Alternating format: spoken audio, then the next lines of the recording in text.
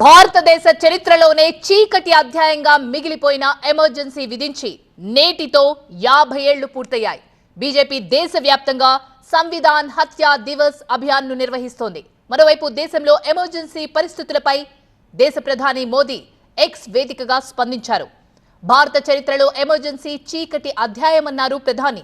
ఈ రోజును సంవిధాన్ హత్యా దివస్గా భారత ప్రజలు జరుపుకుంటున్నారని మోదీ చెప్పారు. అప్పటి కాంగ్రెస్ ప్రభుత్వం ఎమర్జెన్సీ విధించి ప్రజాస్వామ్యాన్ని అరెస్టు చేసిందని ఆరోపించారు. అత్యవసర పరిస్థితిని ఏ భారతీయుడు మర్చిపోలేరన్నారు. ఎమర్జెన్సీకి వ్యతిరేకంగా పోరాడిన వారికి మా సెల్యూట్ అంటూ ట్వీట్ చేశారు. ప్రజాస్వామ్య వ్యవస్థను రక్షించేందుకు రాజ్యాంగంలోని సూత్రాలను బలోపేతం చేస్తానన్నారు మోదీ. వికసిత్ భారత్ సాధించేందుకు కృషి చేస్తామన్న ప్రధాని పేదలు, అణగారిన వర్గాల కలలను నెరవేరుస్తామన్నారు.